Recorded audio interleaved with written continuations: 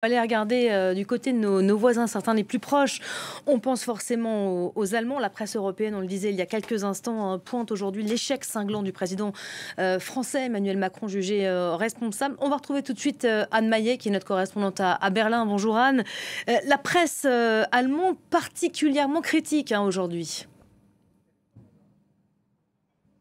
Oui, la presse allemande n'est pas tendre avec Emmanuel Macron au lendemain du premier tour. C'est le moins que l'on puisse dire. Pour le quotidien conservateur Die Welt, c'est même la fin de la Macronie. Une claque pour le président français.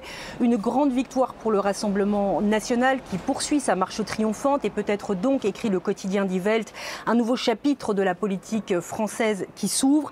Une césure historique en tout cas pour la France, selon le magazine de centre-gauche Die Zeit, qui reproche à Emmanuel Macron d'avoir ouvert les portes du pouvoir au Rassemblement national et d'avoir finalement renforcé le désordre dans son propre pays en convoquant ces élections anticipées. Et enfin, le quotidien conservateur Frankfurter Allgemeine qui qualifie ce premier tour de débâcle dont Emmanuel Macron est le seul responsable. Le quotidien s'inquiète également, évidemment, des conséquences pour l'Europe et pour l'OTAN.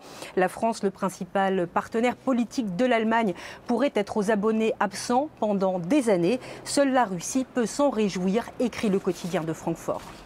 Voilà, beaucoup de réactions donc en Allemagne. On sent bien une certaine forme d'inquiétude s'exprimer dans le pays. Oui, alors pour l'instant, la classe politique reste toutefois très prudente. Pas de réaction plus au sommet de l'État, si ce n'est une déclaration à la mi-journée du porte-parole du gouvernement allemand qui refuse de commenter les résultats du premier tour, mais qui précise que Berlin espère pouvoir continuer à travailler, je cite, étroitement et en confiance avec la France. Ceci dit, Olaf Scholz n'a pas caché sa préoccupation en amont de ce scrutin et les quelques prises de parole de ce côté-ci du Rhin depuis ce matin reflètent de très vives inquiétudes, à l'instar des déclarations ce matin à la radio allemande de Franziska Brandner, la secrétaire d'État au ministère de l'économie et du climat, l'écologiste qui se dit choquée par ce glissement de la France vers l'extrême droite, choquée par cette dissolution qu'elle qualifie de folie.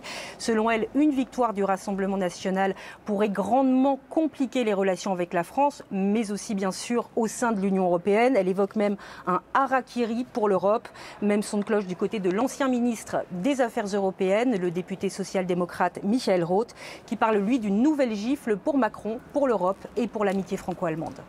Merci beaucoup.